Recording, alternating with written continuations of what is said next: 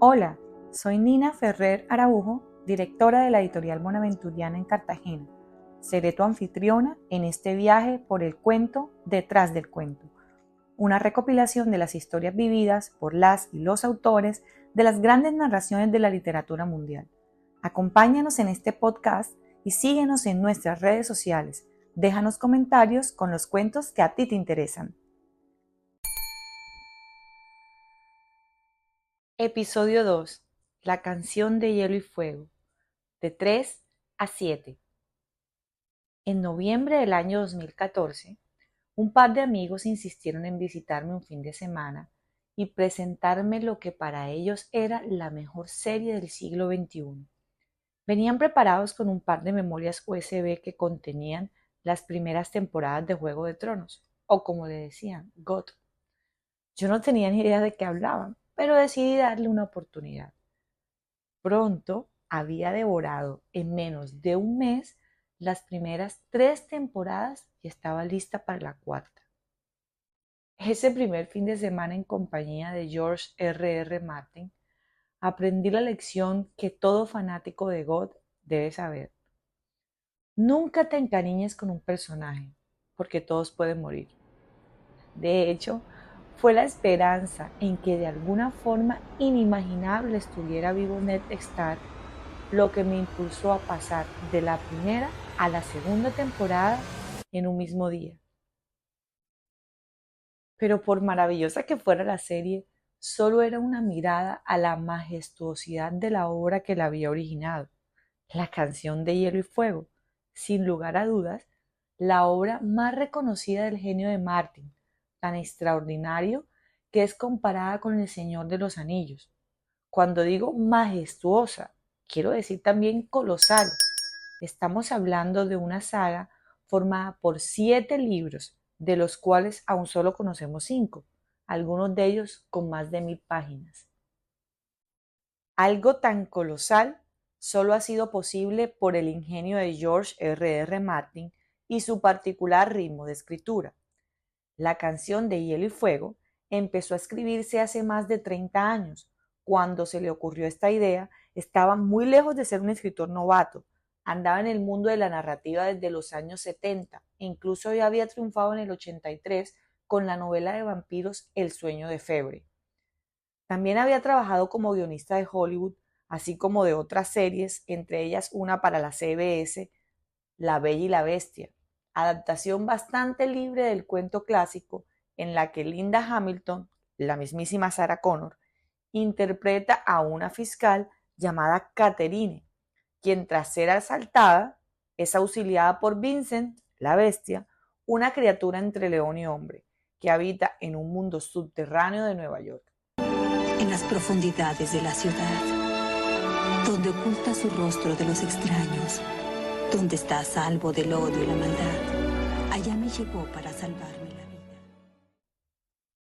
La serie fue corta, solo duró temporadas de 1987 a 1990, creo que 3, entre otras razones porque en un giro para justificar la salida de Linda Hamilton, se planificó su muerte, pero al parecer en los años 90 el estilo matapersonajes no era tan apetecido.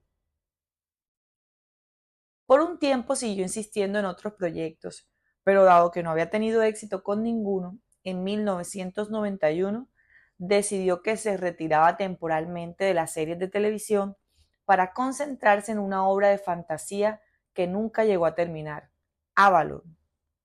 Y no la terminó porque le interrumpió otra idea, la imagen de un niño medieval que veía la decapitación de un hombre y que luego, tras salir con sus hermanos, encuentran a unos lobos huargos. En otras palabras, a George se le vino Invernalia a la cabeza y empezó a escribir, sin saber para dónde iba claramente. Fue tan potente esa idea que escribió al menos 100 páginas de ella y hasta diseñó un mapa, pero entonces le llegó otra interrupción. Lo llamaban de Hollywood para trabajar en el proyecto Doorways, una serie que tampoco saldría a la luz. Eso lo mantuvo 2 años alejado de Invernalia, a la que regresó con tanto por decir que no paró. y proyectó una trilogía formada por 3 tomos: Juego de Tronos, Danza de Dragones y Vientos de Invierno. En 1993, supuestamente George R. Martin escribió una carta a un editor presentándole un proyecto de novela titulada La canción de hielo y fuego, a la que describió como una trilogía épica que desarrolla 3 tramas principales en cada uno de sus tomos. El primer tomo lo llamó Juego de Tronos y se concentraría en la violenta enemistad por el trono de hierro entre 2 de las más poderosas familias de Poniente, los Lannister, cuyo emblema es un león, y los Stark, el lobo huargo. Una historia que, según el mismo George Martin, está inspirada en la Guerra Civil de las Dos Rosas, una disputa medieval por el trono de Inglaterra entre los Lancaster y los York.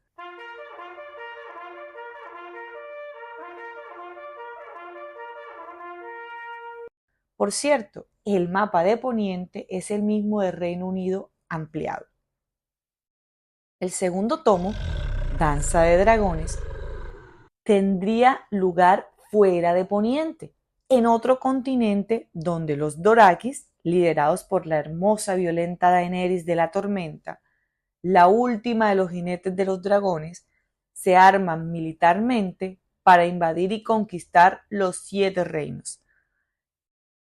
Sin embargo, la gran trama se guardaría para el tercer libro, Vientos de Invierno, que tendría lugar más allá del norte, donde los otros, unos demonios olvidados, sacados de las leyendas, levantarían legiones de muertos vivientes y de no vivos para empezar su gran y violenta campaña con el objeto de extinguir la vida, siendo el muro y la guardia de la noche, liderada por Ben Stark y a la que pertenece Jon Snow, la única defensa contra esta amenaza.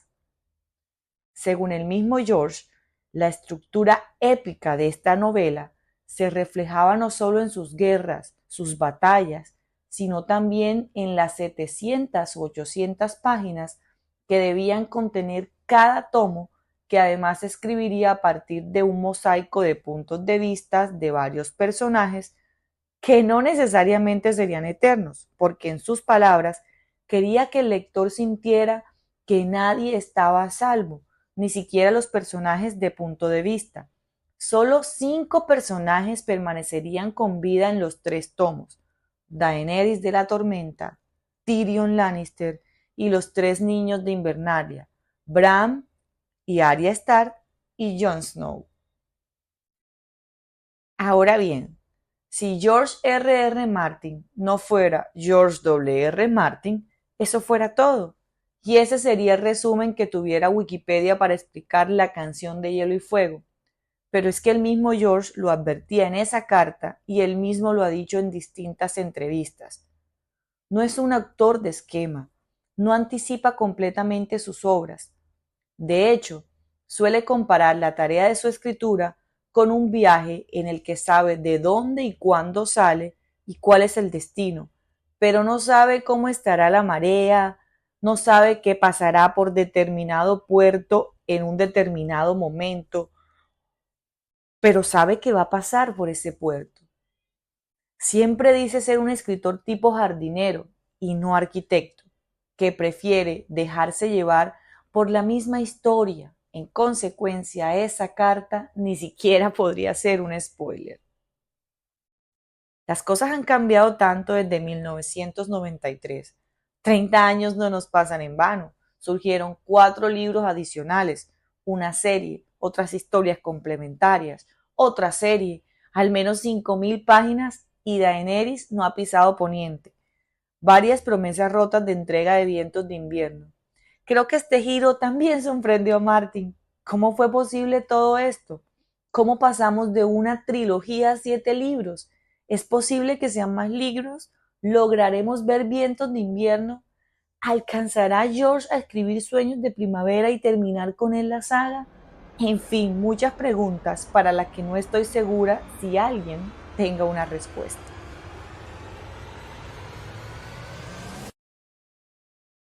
No sé si con esa supuesta carta o con otra, pero lo cierto es que en 1994 logró vender su proyecto a la editorial norteamericana Bantam y a Harper Collins en Reino Unido. Para 1995 empezó a notar que el primer libro iba un poquito demasiado largo. Debía llegar hasta el suceso de la boda roja, pero no estaba siquiera en el 50% de la trama. Junto con los editores decidió extraer 1088 páginas con un retoque aquí, un retoquito por allá, un ajustico aquí y finalmente entregó el tomo de Juego de Tronos, mi favorito. Este primer libro me gusta por muchas cosas, pero creo que lo que más me enganchó es que me recordó tremendamente a la saga que me introdujo en el mundo de la ficción histórica, Los Reyes Malditos. De hecho, la muerte dolorosa y lenta de Robert Baratheon, producto de un accidente de caza, me transportó a la maravillosa narración de Maurice Druon de la muerte de Felipe IV el Hermoso de Francia. Pero más allá de los detalles es en realidad la trama, la descripción del mundo y del estado medieval, el cinismo político, lo que en realidad evidencia que los Reyes Malditos hacen parte del conjunto de influencias de George R. Martin. La primera novela tuvo un éxito moderado. Teniendo ya tanto avance, pues Martin no tardó en entregar el segundo libro, al que llamó Choque de Reyes. Seguía el desarrollo de aquella primera trama de enemistad de las familias y la disputa por el trono de hierro. Pero otra vez es sobrepasado por su imaginación. Se da cuenta que ya no serán 4 libros, sino 6, en su orden. Apuntes: Juego de Tronos, Choque de Reyes, Tormenta de Espada, Danza de Dragones, Vientos de Invierno y La Hora del Lobo.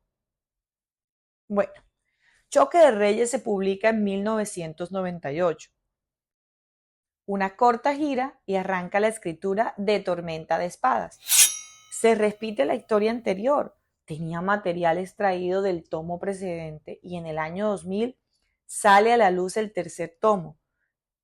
Yo creo que entre 1993 y en el año 2000, George W.R. estuvo poseído por el Señor de la Luz, los 7 dioses, el dios ahogado, los dioses antiguos, el dios de los muchos rostros o la mismísima cabra negra. Pero lo cierto es que mantuvo un ritmo de escritura inhumano. Para esta época ya era un fenómeno en ventas y había ingresado a las listas de New York Times de los más vendidos. Entonces empieza la segunda trama prometida y con ella la escritura de Danza de Dragones. Trata de cerrar un problema estructural con las edades de los personajes y plantea la necesidad de un salto temporal de 5 años. Pero ese salto le embolató la cosa y en el 2001 dice no, borrón y cuenta nueva. Deja el tomo y empieza uno completamente nuevo al que denominó Festín de Cuervos. Este libro también se va complicando, tiene muchos personajes, muchas subtramas, abarca Poniente del sur más sur al norte más allá del muro y además la trama de Daenerys en esos. George es consciente otra vez que eso no va. Habla con algunos amigos, con algunos editores y llega a la conclusión de nuevo. Son 2 libros. Para ello recurre a una táctica de su viejo amigo Tolkien. Divide los libros en 2 partes según el espacio geográfico de los personajes. Festín de Cuervo va a tomar la trama desde el final de Tormentas de Espada, de aquello que se encuentra más cercano al trono de hierro y a las conspiraciones políticas. El resto de personajes se deja para Danza de Dragones. Ahora serán 7 tomos y el último ya no se va a llamar La Hora del Lobo, sino Sueño de Primavera. Bueno, por fin en el 2005 entrega Festín de Cuervos, prometiendo en este mismo libro que un año después saldría Danza de Dragones, confiando en que ya tenía mucha escritura avanzada. Pero tan malo para hacer predicciones como Melisandre, que creyó que Stannis era el Azor Ahai renacido. Pasaron 6 años antes que diera luz Danza de Dragones. Precedido por una danza de promesas rotas, finalmente fue entregado el 12 de julio del 2011. No obstante, no podemos decir que entre festín y danza no hubiera pasado nada. Pasó lo que finalmente me trajo aquí. Mientras que George estaba estancado en la escritura, no lo estaba en las finanzas, ya que en el 2007 vendió los derechos de Canción de Hielo y Fuego a HBO. El rodaje se hizo en el 2010 y el lanzamiento de la primera temporada de la serie en abril del 2011.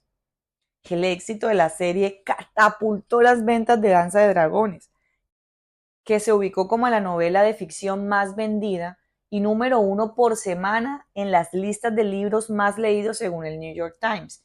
Y es que en general la saga de Hielo y Fuego ganaría muchísimas ventas a partir del éxito rotundo de la serie. Para Festín, la serie había vendido 5 millones de ejemplares, mientras que para el 2015, que fue el año en que la serie alcanzó más popularidad, iban 60 millones de copias.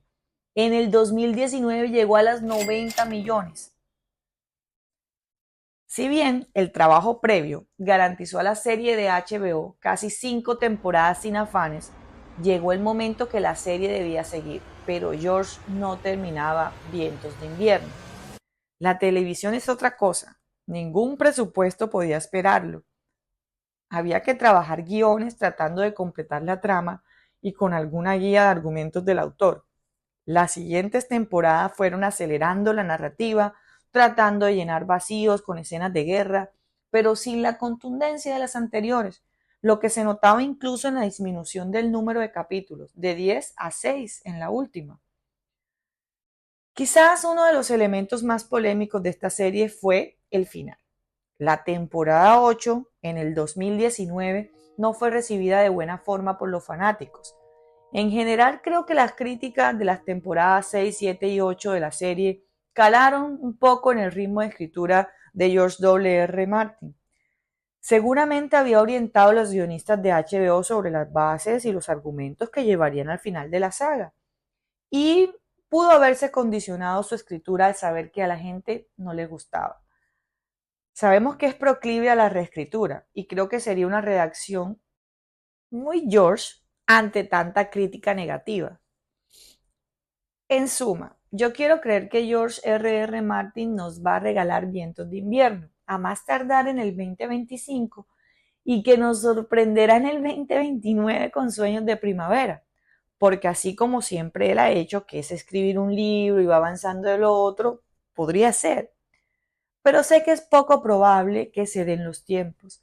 Sin embargo, lo entendería perfectamente. George W.R. es un tipo de 76 años, nacido en una familia de clase obrera, que se hizo famoso e increíblemente rico casi a los 60 años, un friki apasionado que ahora está viviendo su verdadero mundo mágico, que ha tenido la oportunidad de ver sus creaciones invadir el planeta. Si yo fuera él, de ninguna manera me encerraría en esa casa de Santa Fe, Nuevo México, a sentarme día y noche a escribir, mientras podría estar viajando por cualquier parte del mundo.